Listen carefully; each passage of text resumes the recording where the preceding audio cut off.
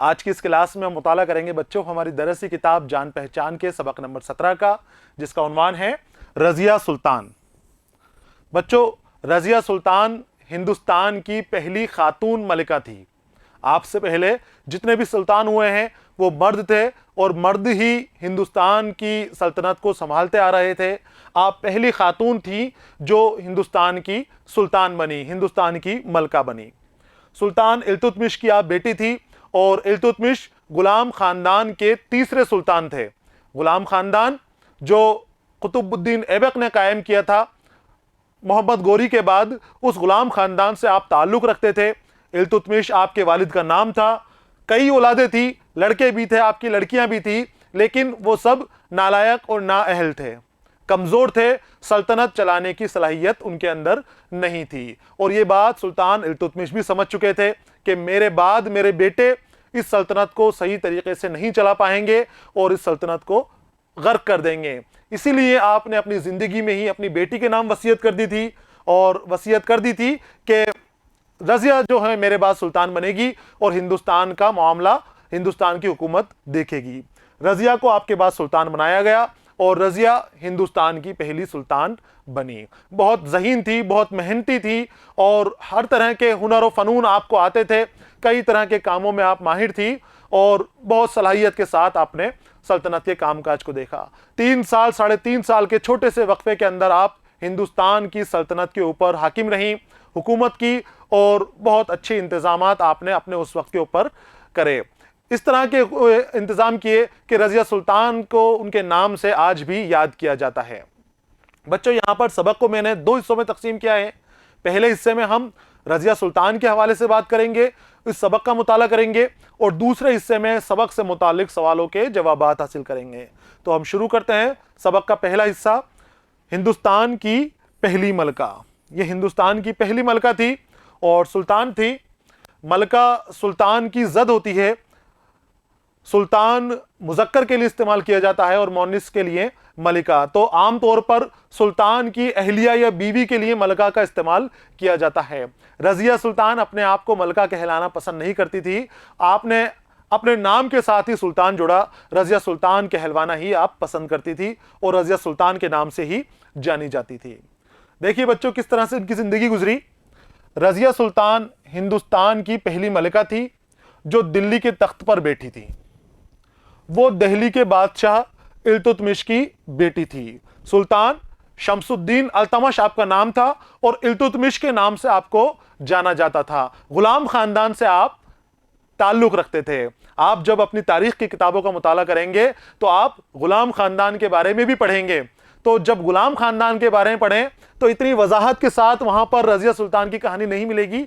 आपको इसको जोड़ लेना है। जब आप जोड़ लेंगे तो पूरी की पूरी कहानी, उससे पहले के वाकयात भी आपको समझ में आ जाएंगे। आपको यहां से शुरू करना है कि सुल्तान इल्तुतमिश गुलाम खानदान के तीसरे सुल्तान, हिंदुस्तान के सुल्तान थे, दिल्ली पर काबिज थे। अब उनका आखिरी वक्त आ रहा है तो वो अपनी बेटी रजिया सुल्तान को मुंतखब कर रहे हैं अपने बाद। अपने बहन भाइयों में रजिया सबसे ज्यादा ज़हीन, मेहनती और होशियार थी। बचपन से ही आपके अंदर ये सलाहियत थी। रजिया में बहुत मेहनती थी, होशियार थी और जहानत के काम आप शुरू से ही करती चली आ रही थी। बाप ने अपनी जिंदगी ही में उसे अपना जानशीन मुकर्रर कर दिया गया था, अपना तख्त नशीन बना दिया गया था। अपने बाद हाकिम बनाने का इरादा शुरू से ही आपने कर लिया था। आपको पता था कि सिर्फ रजिया ही वो सलाहियत रखती है कि जो हुकूमत को चला सके। और बेटे भी थे और भाई बहन भी थे रजिया के, लेकिन वो कोई भी इतनी सलाहियत नहीं रखता था, इतनी अक्ल और इतनी ताकत नहीं रखता था कि वो हिंदुस्तान की सल्तनत को चला सके, हुकूमत कर सके हिंदुस्तान के ऊपर। वो जानता था कि बेटे ऐश पसंद हैं, बेटी के अलावा कोई और हुकूमत चलाने की सलाहियत नहीं रखता। उसके बेटे ऐश पसंद थे, अय्याश किस्म के लोग थे, तो उसको पता था कि ये नहीं संभाल पाएंगे, बेटी मेरी ये संभाल सकती है और बेटी ये सलाहियत रखती है कि वो हिंदुस्तान को संभाल सके।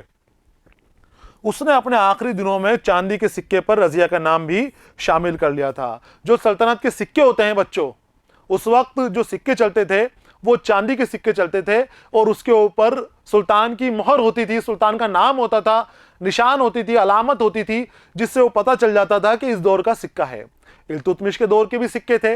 इल्तुतमिश ने आखिरी दौर में अपने सिक्कों के पर अपने नाम के साथ अपनी बेटी का नाम भी मंसूब कर लिया था, उसके नाम को भी जोड़ दिया था। अब उन सिक्कों पे जो आखिरी दौर के हैं इल्तुतमिश के, उस पर इल्तुतमिश का नाम भी नजर आता है और रजिया सुल्तान का नाम भी नजर आता है। तो शुरू से ही वो इस काबिल थी, इस तरह के काम कर रही थी बचपन से ही, अपने वालिद की हयात के वक्त ही, कि वो सुल्तान बन सके। और उसके वालिद ने वसीयत भी करके गए सुल्तान बनाने के लिए कि मेरे बेटे नाअहल हैं, नाकाबिल हैं, सुल्तान नहीं बन सकते, सल्तनत को डुबो देंगे, ये गर्क कर देंगे, बेटी को सुल्तान बनाऊंगा। और वो वसीयत उन्होंने उनके नाम करी। इल्तुतमिश की वफात के बाद दरबार में वजीर ने जब बादशाह की वसीयत पढ़कर सुनाई तो तुर्क अमीरों ने यह पसंद नहीं किया कि एक औरत दिल्ली के तख्त व ताज की मालिक हो। वसीयत मरने वाला मरने के पहले अपने कुछ काम होते हैं, अपने कुछ चीजें होती है जिनको किसी के नाम कर देता है, या उन कामों को पूरा करने के लिए किसी को मुकर्रर कर देता है। मौत से पहले की जाने वाली हिदायत, अब इसमें कई तरह की हिदायत होती हैं, कई तरह की चीजें होती हैं। कुछ काम बाकी रह गया हो उसका मरने वाले का, वो भी किसी के नाम वो कर सकता है कि ये मेरा काम पूरा करेगा, वो भी वसीयत कही जाएगी। और कुछ उसकी जागीर वगैरह हो, धन दौलत हो, वो किसी के नाम करे, अपना अहदा किसी को दे या किसी से कुछ और मतलूब करे, वो सब उसकी वसीयत कहलाती है। मरने वाला मरने से पहले तैयार कर लेता है और उसके मरने के बाद सभी के बीच में पढ़कर सुनाई जाती है। बुढ़ापे के अंदर उम्र निकलने के बाद इल्तुतमिश का भी इंतकाल हो गया। इंतकाल के बाद जो इल्तुतमिश वसीयत लिखकर गया था वो वसीयत भी निकाली गई और एक वजीर ने उसको पढ़कर सुनाई। दरबार के बीच में वो वसीयत पढ़कर सुनाई गई। और वो वसीयत क्या थी बच्चों? उस वसीयत के मुताबिक रजिया को हिंदुस्तान का सुल्तान बना दिया गया था। जो सुल्तान का तख्त व ताज है वो किसे दिया गया था? रजिया को सुल्तान बना दिया गया था। अब जो मर्द थे, जो तुर्क अमीर थे, तुर्क अमीर कौन से हैं? जो दरबार में वजीर होते हैं, मनसब के मालिक होते हैं और कई ओहदेदार होते हैं दरबार में, वो तुर्क भी थे। और आसपास के इलाकों के जो ताकतवर लोग होते हैं वो भी दरबार के अंदर रहते हैं, दरबार से मंसूब रहते हैं। अब उन लोगों को यह लगा कि हमारे ऊपर एक औरत राज करेगी, एक खातून हमारे को ऊपर कैसे मुसल्लत हो सकती है, हमें कैसे हुक्म दे सकती है। उनको ये बात नागवार गुजरी और उन्होंने सामने खड़े हो गए, खिलाफ खड़े हो गए, खिलाफत में खड़े हो गए कि नहीं, हमें ये वसीयत मंजूर नहीं है, हम एक खातून को हमारे ऊपर मुसल्लत नहीं होने देंगे, हम खातून को हिंदुस्तान के तख्त व ताज के ऊपर नहीं बैठने देंगे। अब बच्चों, ये जो तफरीक है ये आज से नहीं है। जो मर्द और औरतों के बीच की तफरीक है, छोटे बड़ों की तफरीक है, भाई भाई के बीच में तफरीक होती है, कहीं मजहब के बिना के ऊपर तफरीक की जा रही है, कहीं ज़ात पात की बुनियाद के ऊपर तफरीक की जा रही है, कभी मर्द और ख़वातीन के नाम पर तफरीक की जा रही है। तो ये शुरू से चली आ रही है तफरीक। और उस वक्त भी ऐसी जहानत के लोग थे, वो ये सोचते थे कि हम मर्द हैं तो हमारे ऊपर अगर कोई औरत मुसल्लत कर दी जाएगी, औरत को हाकिम बना दिया जाएगा, तो हम तो गुलाम हो जाएंगे, गुलाम की तरह हमारी जिंदगी हो जाएगी। उन लोगों ने खिलाफत की और मुखालिफ बनकर सामने खड़े हो गए कि हम रजिया को सुल्तान नहीं बनने देंगे। एक औरत दिल्ली के तख्त व ताज की मालिक हो, उनको ये गवारा नहीं हुआ, बर्दाश्त नहीं हुआ। रजिया ने ये देखा तो अमीरों से कहा। अब रजिया भी दरबार में थी और उसके दूसरे भाई भी दरबार में थे। रजिया ने देखा कि अगर अब मैं इनको कहूंगी कुछ कि मेरी वसीयत है, मैं ही बनूंगी सुल्तान, तो ये अमीर बगावत कर सकते हैं और ये बगावत करके हमारे खिलाफ ही जंग छेड़ देंगे, सल्तनत से लड़ने लग जाएंगे, इससे सल्तनत कमजोर पड़ जाएगी, टुकड़े टुकड़े हो जाएंगे।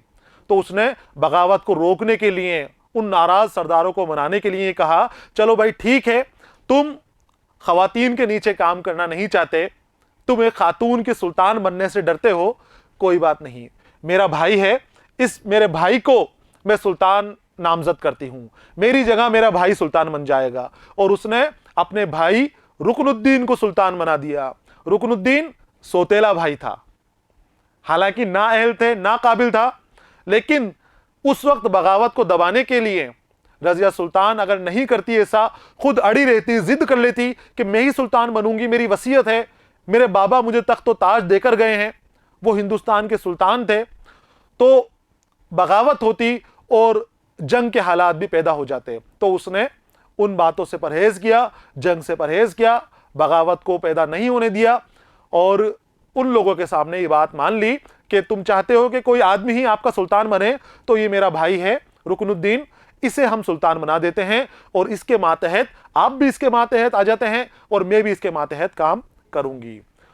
वो कहती है मेरे औरत होने पर एतराज है तो मैं अमन की खातिर अपने भाई रुकनुद्दीन का नाम पेश करती हूं। किस लिए पेश किया? अमन की खातिर, चैन सुकून की खातिर, क्योंकि अगर वो अपने भाई का नाम पेश नहीं करती तो वो अमीर थे, जो तुर्क सरदार थे, वो बगावत कर देते और वो बगावत करते तो जंग होती, खून रेजी होती। तो खून खराबे से बचने के लिए, अमन बनाए रखने के लिए उसने कहा कि मैं अपने भाई रुकनुद्दीन को सुल्तान बनाने की तजवीज़ पेश करती हूं, आओ हम सब मिलकर उससे वफादारी का अहद करें। और उसने अपने भाई रुकनुद्दीन को सुल्तान बना दिया। अहद का मतलब होता है बच्चों वादा, कसम खाना कि हम वफादार बने रहेंगे, हम बगावत नहीं करेंगे, खिलाफ खड़े नहीं होंगे, मुखालफत कभी भी नहीं करेंगे। तो पहले ज़माने में जो होते हैं सुल्तान, तो अपने जो मातहत होते हैं वज़ीरों से, जब नए सुल्तान आते हैं तो अपने वज़ीरों से अहद करवाते हैं, कसम लेते हैं, हाथ का ये दामन का बोसा दिलवाकर, और उनसे कसम ली जाती है कि आप वफादारी की कसम खाइए कि आप वफादार बने रहेंगे, कभी बेईमानी नहीं करेंगे, कभी गद्दारी नहीं करेंगे। सभी ने वफादारी का अहद लिया और उसके तहत में काम करने लग गए। लेकिन रुकनुद्दीन नाअहल था, नालायक किस्म का था। उसकी जो माँ थी वो उससे भी बड़ी नालायक थी। उन दोनों ने लोगों के ऊपर, इन तुर्क अमीरों के ऊपर, जो सरदार थे, इनके खुद के ऊपर जुल्म सितम की इंतहा कर दी। जिसको मर्जी में चाहा जिसको पकड़ लिया, जिसको मर्जी में चाहा छीन लिया, जिसको चाहा मार दिया, जैसी चाहे सल्तनत कर दी, ऐशो आराम में डूब गया, अय्याशियों में डूब गया। माँ जैसा कहती वैसा उसकी बात सुनता जाता, ना कोई अच्छा देखता था ना कोई खराब देखता था। इस तरह का बादशाह रुकनुद्दीन बनकर सामने आया। ये बात भी सबको नागवार गुजरी। देखिए, लेकिन हुकूमत आते ही रुकनुद्दीन ऐशो आराम में पड़ गया। अब अय्याश और ऐशो आराम का शौकीन तो पहले ही था, तभी तो इल्तुतमिश ने उसको सुल्तान नहीं बनाया था। वरना चाहता तो इल्तुतमिश रुकनुद्दीन को पहले ही बना देता, अगर उसको लगता कि इसमें थोड़ी सी भी काबिलियत है सल्तनत चलाने की। लेकिन उसे पता था कि इसमें काबिलियत नहीं है, नहीं बनाया था। अब जब जबरदस्ती मजबूरी के अंदर इसको बना दिया गया तो हुकूमत मिलते ही ये अपने रंग दिखाने लग गया। ये उसी तरह के अपने अय्याशियों में और ऐशो इशरत में डूब गया। और इसकी माँ जो थी उसने लोगों के ऊपर जुल्म सितम करने शुरू कर दिए। उसकी माँ एक हासिद हसद करने वाली, हसद यानी जलन करने वाली खातून थी वो, जो इसकी माँ थी, जलन करने वाली औरत थी। उसने दूसरी बेगमात और उनके बच्चों को तरह तरह से परेशान किया। अब वो हासिद थी और बड़े ओहदे पर आ गई क्योंकि उसका बेटा सुल्तान बन गया था।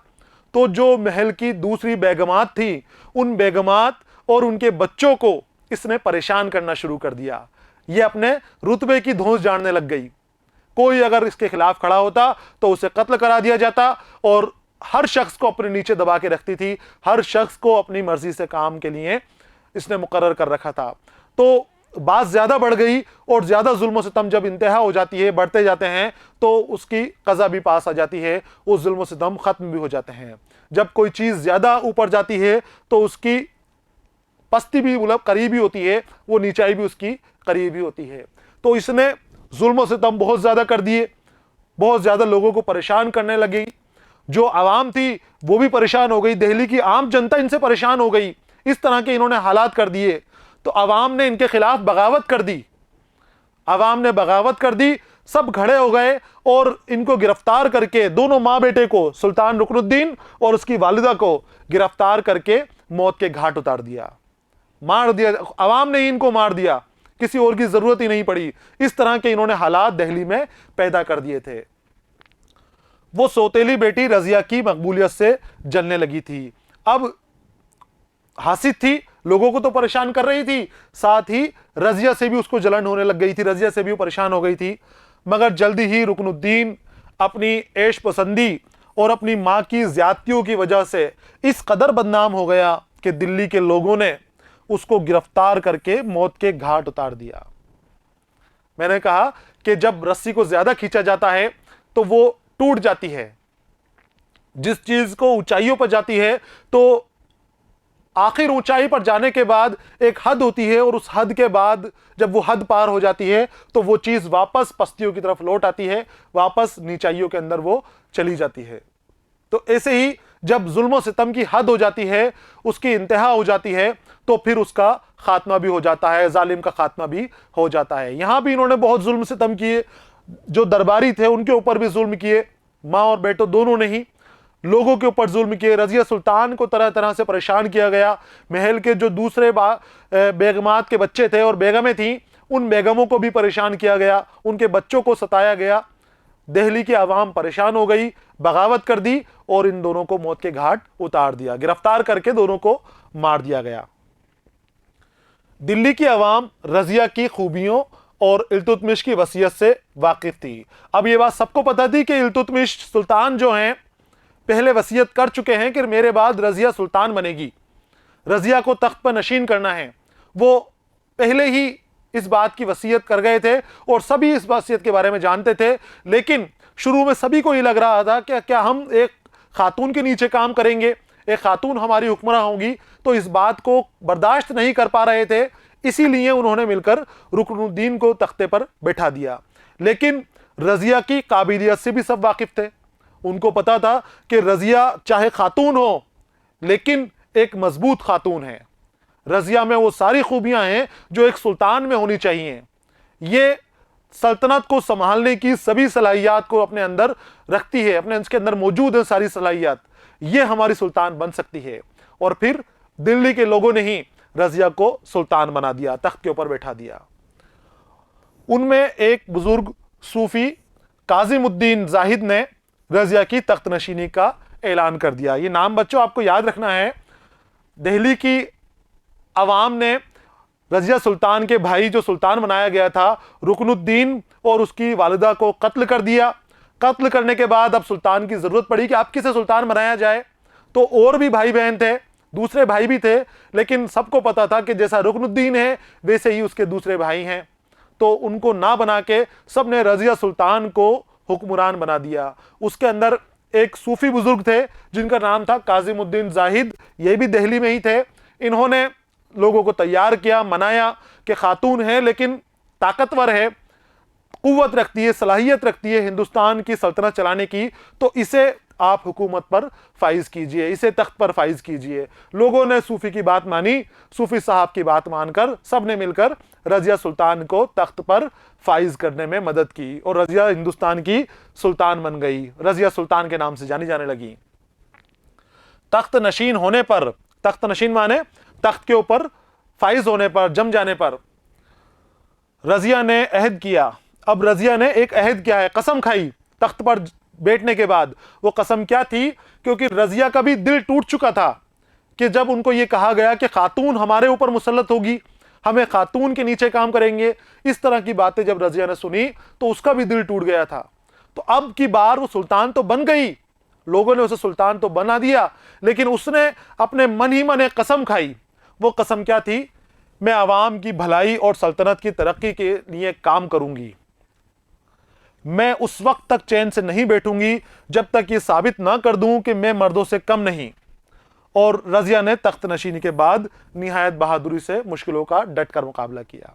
उसने कसम खा ली कि मैं जब तक चैन से नहीं बैठूंगी कि मैं अपने आप को साबित नहीं कर दूंगी कि मैं किसी मर्द से कम नहीं हूं, मैं मर्दों से ज्यादा सलाहियत, ज्यादा कुव्वत रखती हूं, ज्यादा ताकत रखती हूं। जब तक ये बात साबित नहीं हो जाएगी मैं चैन से नहीं बैठूंगी। मैं इसी तरह जद्दोजहद करती रहूंगी, लोगों की भलाई के काम करती रहूंगी और रियासत को फरोग पहुंचाने के काम में करती रहूंगी। और आपने इन कामों का अंजाम भी दिया। तख्त नशीनी पर होते ही, जैसे ही आप सुल्तान बनी, वैसे ही परेशानियों का दौर शुरू हो गया। आप डरी नहीं, आपने डटकर मुकाबला किया, मुश्किलों के सामने खड़ी हो गई। तख्त नशीनी के बाद निहायत बहादुरी से मुश्किलों का डटकर मुकाबला किया और वो फौज की कमान भी खुद ही संभालती थी। चाहती तो कोई वजीर इस तरह का मुकर्रर कर सकती थी कि जो फौज की कमान को संभाल ले, दुश्मनों से मुकाबला कर ले, लेकिन खुद आगे रहीं, आगे बढ़कर। कोई ये नहीं कह दे कि खातून है तो घर में छुप के बैठी हुई है, महल के अंदर रहते ही बाहर आकर निजाम नहीं संभालती। इन आवाजों से वो डरती थी। उन्होंने खुद से बात कर ली थी, खुद से पक्का वादा कर लिया था, कसम खा ली थी कि मैं जब तक साबित नहीं कर दूंगी अपने आप को कि मैं मर्दों से ज्यादा काबिल हूं, मैं चैन से नहीं बैठूंगी। इसलिए सबसे पहले आपने फौज की कमान को अपने हाथों में ली, खुद फौज के आगे रहती थी, जहां भी जंग होती थी खुद अपने निजाम के मुताबिक उस फौज से जंग के लिए कहती थी, जिस तरह से वो जंग चाहे करवाना वो करवाती थी। उसने बादशाहों की तरह कबा और कुलाह पहनी, बादशाहों की तरह कबा और कुलाह पहनी। जो दिल्ली के सुल्तान थे ये कबा पहनते थे और कुलाह पहनते थे। कबा बच्चों एक लिबास होता है इस तरह का जो सुल्तान पहनते हैं, आगे से ये थोड़ा खुला हुआ होता है, आस्तीनें भी इस तरह से जुड़ी होती हैं कपड़े के अंदर ही, कि लगता नहीं कि अलग से आस्तीनें लगाई हुई हैं। इस तरह का जो आपको तस्वीर नजर आ रही है ये लिबास है जो सुल्तान पहनते थे और इस लिबास को कबा कहा जाता था। याद रखना है आपको कबा के बारे में, ये लिबास है वो जो कबा कहलाता है। और कुलाह के माने होते हैं बच्चों टोपी, इस तरह की टोपी होती है, सीधी लंबी टोपी होती थी, इसे कुलाह कहते थे। और इस टोपी के ऊपर पगड़ी बांधी जाती थी, यानी सुल्तान का अमामा के निचला हिस्से की तरह ये काम करते थे। फिर ये इस तरह की शक्ल इसकी हो जाती थी इस टोपी की। तो ये जो आपको लंबी टोपी दिखाई दे रही है जो पगड़ी के साथ बांधी जाती थी, इसे कुलाह कहा जाता था। तो कबा और कुलाह सुल्तान पहनते थे, बादशाह पहनते थे, मर्द थे वो पहनते थे। लेकिन रजिया सुल्तान क्या मर्दों से कम थी? किसी मानों में कम नहीं थी, कहीं भी कमतर रहना नहीं चाहती थी। उन्होंने भी मर्दों की तरह इस तरह के कपड़े पहने, जो सुल्तान कपड़े पहनते थे, जो बादशाह कपड़े पहनते थे, वही कपड़े आपने खातून होते हुए पहने। बाकायदा आप दरबार लगाती थी, लोगों की परेशानियां सुनती थी, लोगों की मुश्किलात को दूर करती थी, लोगों के बीच में आपने अपना ज्यादातर वक्त गुजारा। तो कबा और कुलाह अपने नाम के सिक्के जारी किए, उन्होंने अपने नाम के सिक्के जारी किए रजिया सुल्तान के नाम से ही। सल्तनत में अमन कायम किया, इंतज़ाम को बेहतर बनाया और आवाम की खुशहाली का हर तरह से ख्याल रखा। ये वो कारनामे हैं जो 3.5 साल की छोटी सी मुद्दत के अंदर रजिया सुल्तान कर गुजरी थी।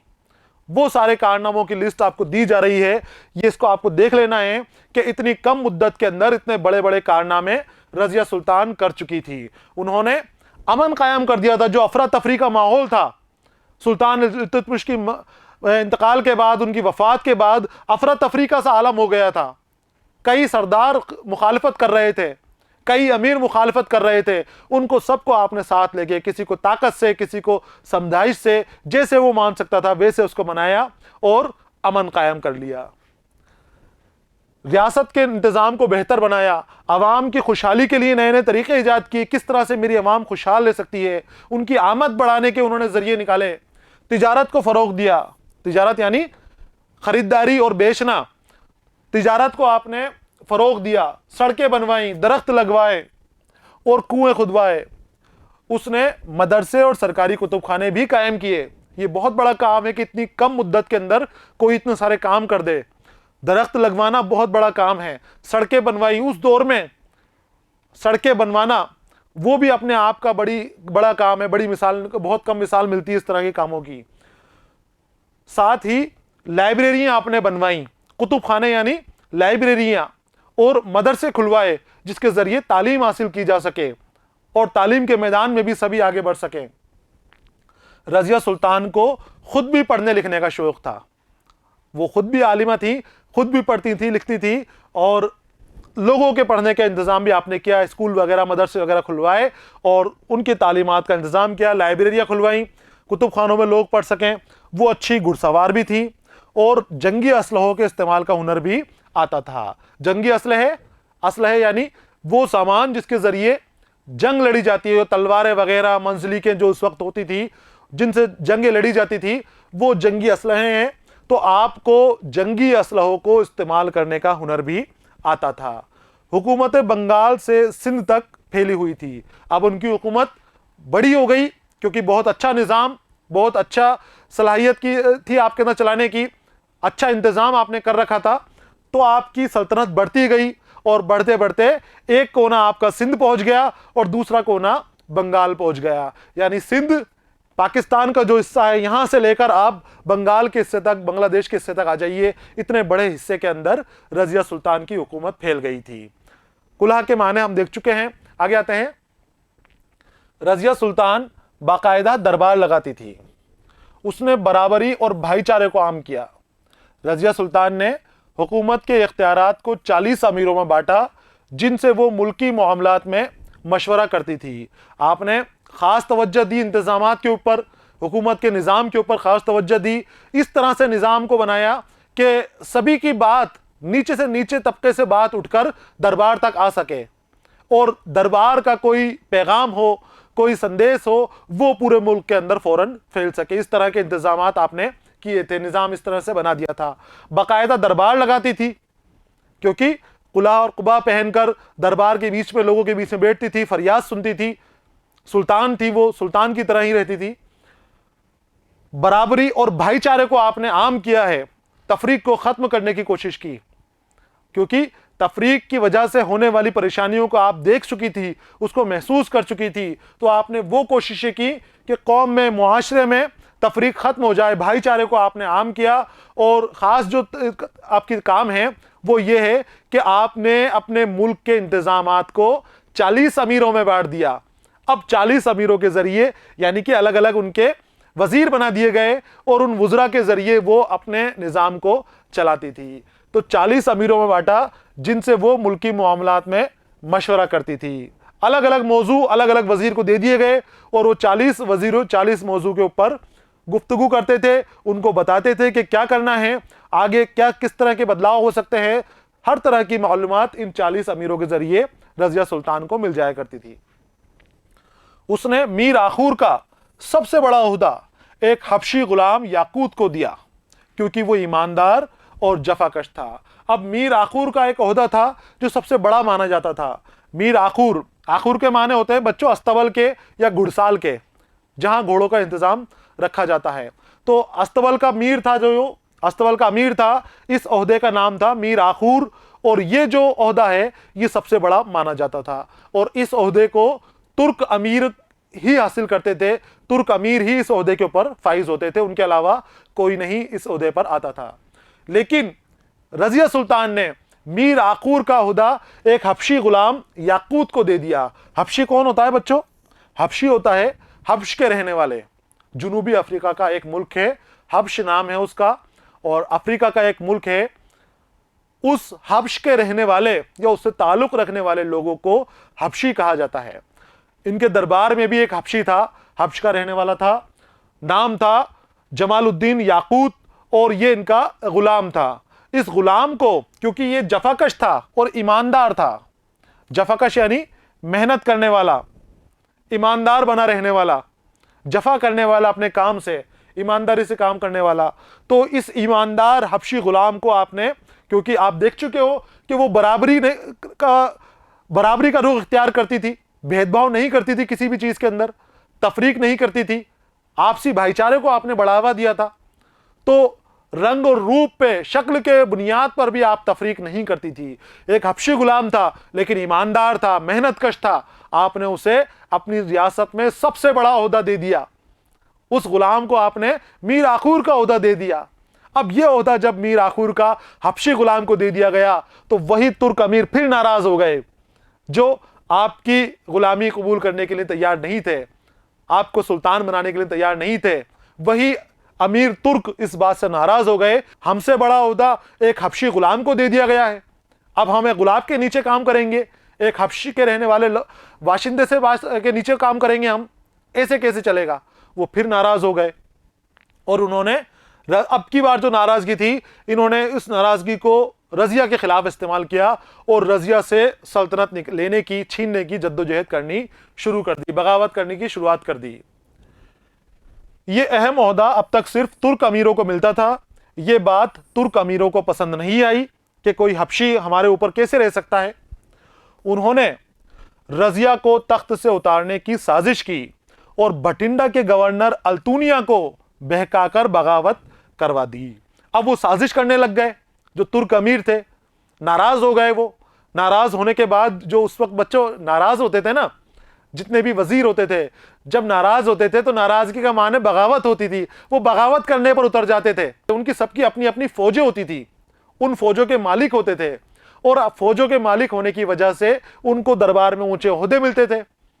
उनको निज़ाम के अंदर उनको मुतमईन किया जाता था, उनको समझाया जाता था। लेकिन किसी बात में अगर नाराज़गी हो जाए तो वो बगावत कर देते थे। यहाँ भी जो तुर्क अमीर थे ये नाराज़ हो गए। मीर आखूर का ओहदा तुर्क अमीरों से छीनकर एक हबशी गुलाम को दे दिया गया था। ये बात उनको पसंद नहीं आई, उन्होंने बगावत कर दी। बगावत कैसे करी? पंजाब का एक शहर है भटिंडा, भटिंडा के गवर्नर थे अल्तूनिया। गवर्नर रजिया की सल्तनत का गवर्नर था। वो रजिया सुल्तान की सल्तनत का एक गवर्नर था, रियासत संभाले हुआ था छोटा सा। भटिंडा के गवर्नर को बहकाया और बहका के बातों में लेकर और उसको रजिया के खिलाफ बगावत पर राजी कर लिया। अल्तूनिया इसका नाम था। ये नाम भी बच्चों आपको याद रखना है, क्योंकि आगे जाके रजिया से यही शादी करेंगे अल्तूनिया। तो अल्तूनिया का नाम आपको याद रखना है। भटिंडा के गवर्नर हैं अल्तूनिया। इन्होंने रजिया के खिलाफ बगावत कर दी। क्यों बगावत कर दी? तुर्क अमीरों के बहकावे में आकर तुर्क अमीरों ने इनको बहका दिया। जब वो बगावत को कुचलने के लिए पंजाब में भटिंडा पहुंची तो उसके सिपाही तवील सफर और गर्मी से परेशान हो चुके थे। अब रजिया को पता चला कि भटिंडा में बगावत हो रही है, अल्तूनिया गवर्नर है हमारा और उसने हमारे खिलाफ बगावत कर दी है, खड़ा हो गया है कि मैं सल्तनत को छीन लूंगा रजिया से।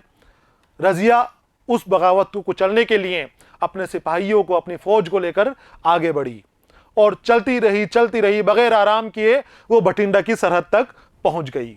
वो सरहद तक पहुंच गई क्योंकि लंबा सफर था। दिल्ली से भटिंडा का बहुत लंबा सफर है। इस सफर को करने के अंदर उसके सिपाही थक गए, घोड़े थक गए, फौजी थक गए और वो आराम करने लगे। उनकी हालत खराब हो गई। इस मौके का अल्तूनिया की फौज ने अच्छा फायदा उठाया। उन्होंने उन थके हुए सिपाहियों के ऊपर हमला कर दिया और फौरन जीत हासिल कर ली। रजिया को कैद कर लिया गया। देखिए आप, अगरचे दोनों फौजों में जबरदस्त मुकाबला हुआ। अब भटिंडा में अल्तूनिया की फौज आ गई वहां पर और रजिया अपनी फौज दिल्ली से लेकर आ गई। दोनों के बीच में घमासान मुकाबला हुआ, जबरदस्त मुकाबला हुआ, मगर रजिया की फौज को हथियार डालने पड़े क्योंकि थक गए थे, वो भूखे प्यासे थे, लंबा सफर से आए थे और अचानक उनके ऊपर हमला हो गया। वो हार गए, शिकस्त हो गई और रजिया को अपने हथियार डालने पड़े। रजिया को गिरफ्तार कर लिया गया, वो कैद कर ली गई। किसने कैद किया? अल्तूनिया के गवर्नर ने। अभी कत्ल नहीं किया, मारा नहीं, उनको गिरफ्तार करके अपने साथ भटिंडा के जेल खाने में लेकर आ गया। इधर दिल्ली में साजिशियों ने रजिया के भाई बहराम को तख्त पर बैठा दिया और बड़े बड़े ओहदे आपस में बांट लिए। अब रजिया तो चली गई भटिंडा अपनी फौज के साथ, पीछे दिल्ली खाली रह गई। दिल्ली में जो अमीर थे, जो बगावत करवाई थी, जिन्होंने बहकाकर भटिंडा के गवर्नर को, उन्होंने ये वहां पर आम कर दी कि रजिया को कैद कर लिया गया है, रजिया मर चुकी है। अब हमारे नए सुल्तान जो हैं बहराम शाह हैं। बहराम कौन था? रजिया का छोटा भाई। ये भी नाकाबिल था, ये भी सल्तनत चलाने के काबिल नहीं था, नाअहल था, लेकिन इसको अमीरों ने बैठा दिया और बड़े बड़े ओहदे इन्होंने आपस में सबने बांट लिए। इस लड़ाई के अंदर बच्चों याकूत भी साथ था। रजिया सुल्तान जब अल्तूनिया में आई थी तो हबशी गुलाम याकूत, जिसको मीर आखुर का ओहदा दिया गया था, वो भी साथ आया था, लेकिन हमले के अंदर ये मारा गया और रजिया कैद कर ली गई। अब दिल्ली में कोई नहीं था रजिया का खास आदमी, तो इन लोगों ने जो बगावत करवा रहे थे दिल्ली के अंदर, इन्होंने दिल्ली के तख्त पर कब्जा कर लिया और सुल्तान के नाम पर बहराम शाह को सल्तनत संभला दी और बड़े बड़े ओहदे इन्होंने आपस में बांट लिए खुद, और वहां पर ये फाइज हो गए। बहराम भी कमजोर बादशाह साबित हुआ। कमजोर बादशाह था बहराम भी, क्योंकि इसी का रजिया का भाई था वो। अल्तूनिया को जब अपनी गलती का एहसास हुआ तो उसने रजिया से मुआफ़ी मांगी और अपनी वफादारी का यकीन दिलाया। फिर दोनों की शादी हो गई। अब अल्तूनिया ईमानदार था, उसको बहकाया गया था, वजीरों ने उसके कान भरे थे रजिया के खिलाफ, तो वो उनकी बातों में आ गया था और रजिया के खिलाफ उसने बगावत की थी। अब जब उसको पता चला कि ये सब तो रजिया को सल्तनत से हटाने की साजिश थी, रजिया तो अच्छा काम कर रही थी, लेकिन उन साजिशियों ने खुद रियासत हड़पने के लिए, सल्तनत हड़पने के लिए रजिया को यहां भेजाया था कि मैं रजिया को मार दूंगा और वो वहां पर सल्तनत पे कब्जा कर लेंगे। और जब उसको पता चला तो उसे अपनी गलती का एहसास हुआ कि मैंने बहुत बड़ी गलती कर दी। मुआफ़ी मांगी उनसे, रजिया से मुआफ़ी मांगकर अपनी बात का यकीन दिलाया कि मैं ईमानदार हूं और तुम्हारे साथ हूं, जैसा आप कहेंगी मैं वैसा ही करूंगा। और फिर रजिया भी उसकी बात मान गई, खुश हो गई। दोनों ने आपस में शादी कर ली, दोनों की शादी हो गई, रजिया सुल्तान की और भटिंडा के गवर्नर अल्तुनिया की। अब ताकत यहां पर फिर मिल गई। भटिंडा के गवर्नर के पास भी अपनी फौज थी।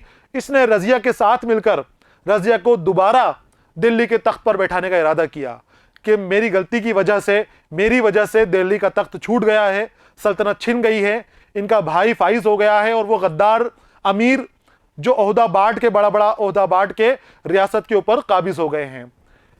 इन्होंने, अल्तुनिया ने रजिया के साथ मिलकर दोबारा दिल्ली के ऊपर चढ़ाई की। अब दोबारा ही लेना चाहते थे अपने ऊपर, दोबारा रियासत कब्जे में लेना चाहते थे। अब रजिया और अल्तुनिया ने दिल्ली का तख्त वापस लेने का इरादा किया। उन्होंने कुछ तुर्क अमीरों और राजपूतों की मदद से दिल्ली पर हमला किया। इन्होंने आसपास के जो दूसरे लोग थे, भटिंडा के आसपास राजपूताना था, तो राजपूत जो थे, कुछ राजपूत फौजें थी, इन राजपूत फौजों को भी अपने साथ मिलाया। जो हमदर्द थे, सल्तनत को मानने वाले थे, उन हमदर्द अमीरों को जमा किया, उनकी फौजों को जमा किया और इस तरह से एक बड़ी फौज बनाकर दिल्ली पर आपने हमला किया। रजिया सुल्तान ने और अल्तुनिया ने, मुखालिफ अमीरों ने सोचा कि रजिया दिल्ली में बड़ी मकबूल है, अगर उसकी फौजें यहां पहुंच गई तो उसके मददगार उठ खड़े होंगे, इसलिए जंग दिल्ली से दूर होना चाहिए। अब ये भटिंडा से अपनी फौज लेकर चली दिल्ली की तरफ। दिल्ली में पहले ही खबर हो गई कि रजिया सुल्तान अल्तुनिया से सुलह कर चुकी है। सुलह करने के बाद दोनों ने शादी कर ली है। अब वो दोनों दिल्ली का तख्त हासिल करने का इरादा रखते हैं। उन्होंने फौज जमा कर ली है और वो दिल्ली की तरफ आ रहे हैं। जब ये बात उनको पता चल गई, दिल्ली के अमीरों को, उन गद्दार अमीरों को पता चल गई, तो उन्होंने सोचा कि अगर ये दिल्ली आ गई तो दिल्ली के अंदर हम कमजोर पड़ जाएंगे। जो आवाम है दिल्ली की, वो रजिया को पसंद करती थी। अगर उसको पता चल गया कि रजिया जिंदा है और यहां पर आ रही है, तो वो सब रजिया का साथ देंगे और हमें हार का सामना करना पड़ेगा। इसलिए ये अपनी फौज लेकर दिल्ली से बाहर निकल गए और हरियाणा के आसपास कोई जगह है, कैथल वगैरह, इस जगह के ऊपर दोनों फौजों का फिर मुकाबला हुआ। वो भटिंडा से आ रहे थे, ये दिल्ली से बाहर निकल गए। दोनों जगह, दोनों हरियाणा के आसपास एक जगह के ऊपर मिले, वहां इनका मुकाबला हुआ। शाही फौज थी, बड़ी फौज थी दिल्ली की, तो वो फतेह हासिल कर सकी। वो चुनांचे बहराम की फौज ने रजिया को रास्ते ही में रोक दिया। शाही फौज तादाद में ज्यादा थी और उसके पास बेहतर हथियार थे।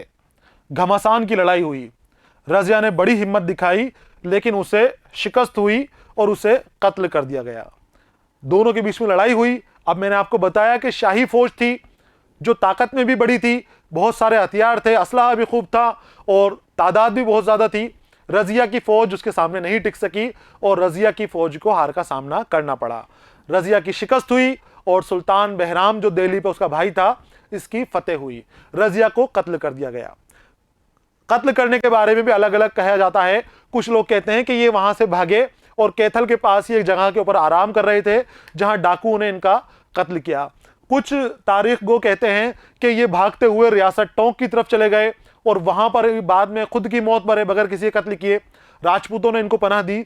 कई तरह के किस्से इनके बारे में कहे जाते हैं। बहरहाल इस जंग के बाद रजिया सुल्तान को और अल्तुनिया को कत्ल कर दिया गया था। रजिया सुल्तान ने सिर्फ 3.5 साल हुकूमत की, लेकिन इस मुख्तसर मुद्दत में उसने अपनी हिम्मत, हौसले और हुस्न इंतजाम से साबित कर दिया कि वो आला दर्जे की हुक्मरान है। हुक्मरान, हाकिम, हुकूमत करने वाला, जो हुकूमत करता है, हुक्म देता है, वो हुक्मरान। और उसने इंतजाम, अच्छा इंतजाम, काम करने की खूबी। तो 3.5 साल की मुद्दत आपने तख्त के ऊपर रही, सल्तनत के कामकाज देखा। इस 3.5 साल में ही बड़े बड़े कारनामे अंजाम दिए, बड़े बड़े काम करे, सल्तनत का निज़ाम को बहुत अच्छे से संभाला, बहुत उम्दा किस्म के आपने काम करके दिखाए, सड़कें बनवाई, लाइब्रेरियाँ बनवाई, दूसरे लोगों के फ़ायदे काम किए, इस तरह का निज़ाम बनाया कि आवाम को आसानी हो सके, आवाम को परेशानियाँ नहीं हो, इस बात का ख़ास तौर पर रज़िया सुल्तान ने ख्याल रखा। यहाँ पर बच्चों सबक रज़िया सुल्तान का पहला हिस्सा मुकम्मल हो गया है। दूसरा हिस्सा जो सवाल और जवाब के ऊपर मुनहसिर होगा वो लेकर मैं फिर आपके सामने हाजिर रहूँगा। तब तक के लिए इजाज़त दीजिए, पढ़ते रहिए, खुश रहिए, अलविदा।